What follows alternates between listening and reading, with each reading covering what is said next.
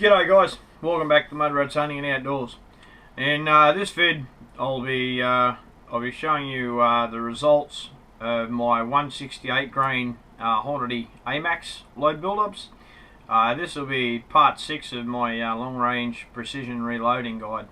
So what we started out with, guys, is we started at the minimum load weight, which was 36 grains of powder, and we worked our way up to the maximum, which was 41.5 grains of powder.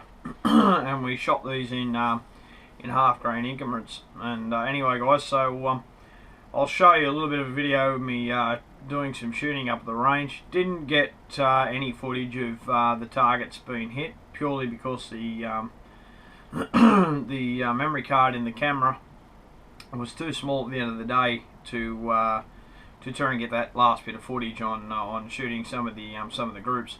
But you know, I'll be upgrading that to a bigger card, ready for the next time I head up. So anyway, we'll swing over and we'll show you a little bit of footage of up at the range, and then we'll come back and we'll show you the results.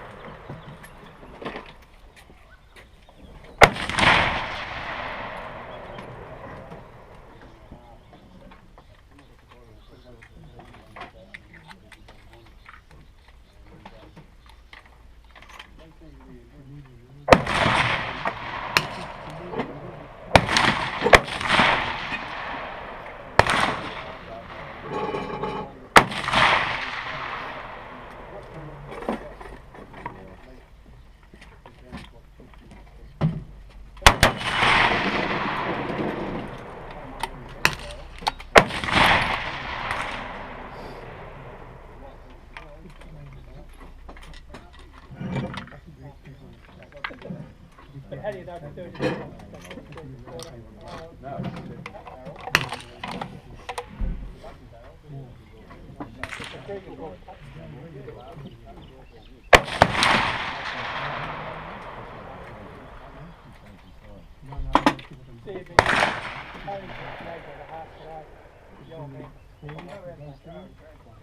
Do you need something?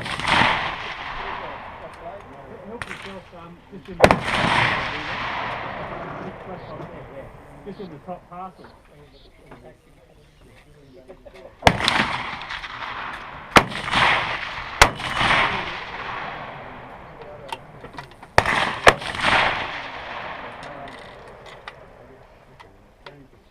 Oh, they start off. Yeah, it might be.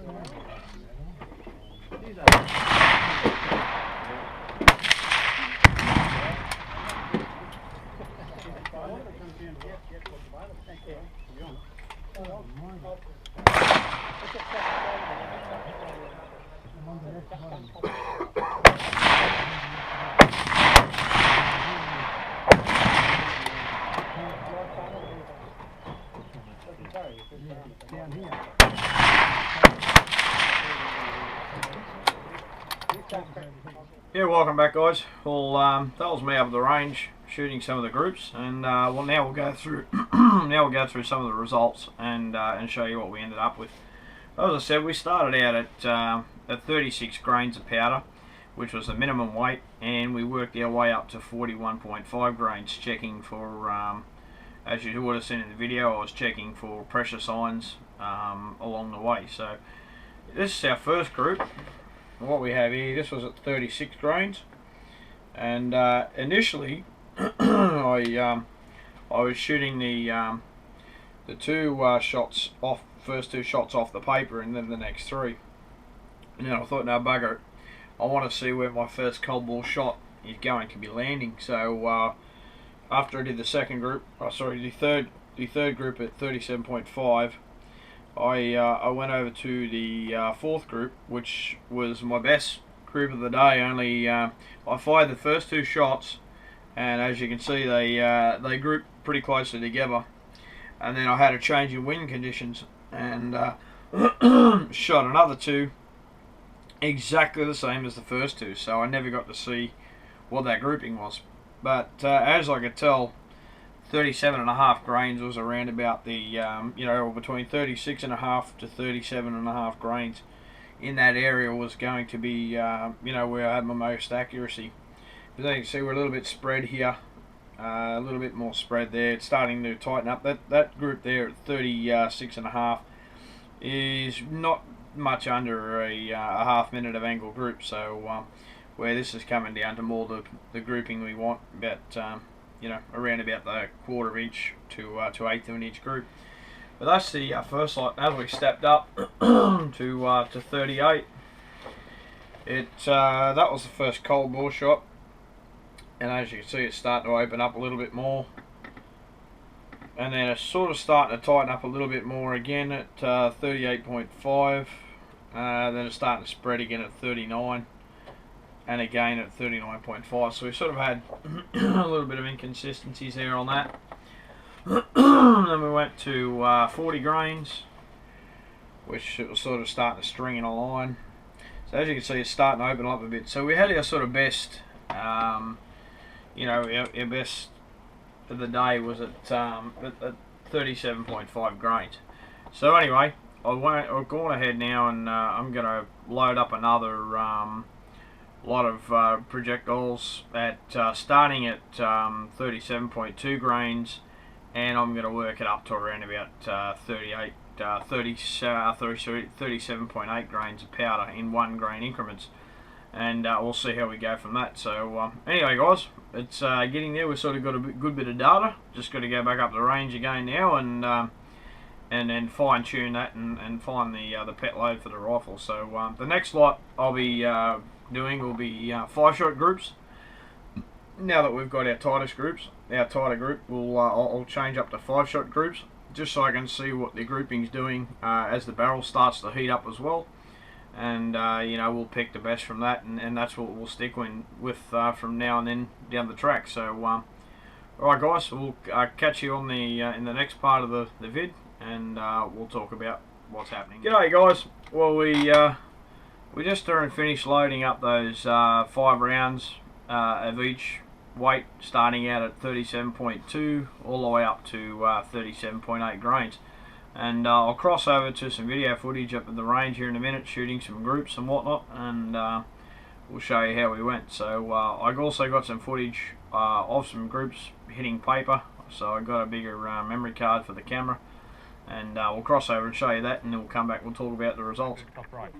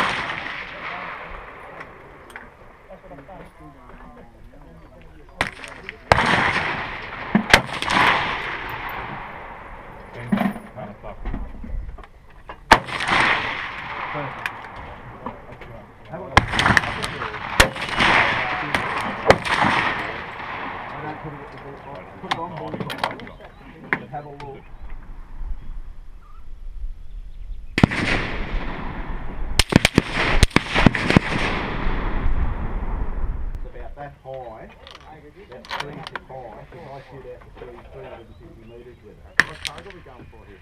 You see it? Sit there. So if you want to go for a group, have a look at mine. 11 o'clock in the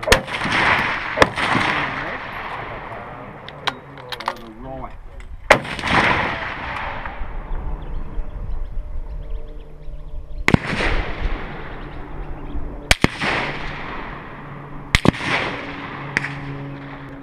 Yeah. Did you shoot That's where I am. Yep, yeah. If you want to go for a bullseye, 3 shots. There's 3 shots there in that red shit. right?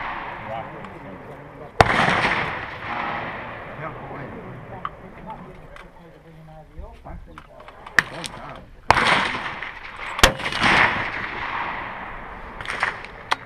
Aim in the middle of the red.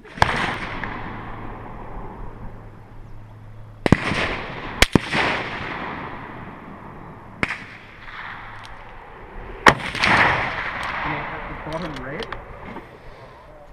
See where I've hit the bottom red. yeah. Yeah, when you go over, aim it on the bottom of the red and you get towards it. You should get towards In the it. double tap thing. Because I shoot that, Is that I five always so when I'm at 300 metres, I've only just got to put it on the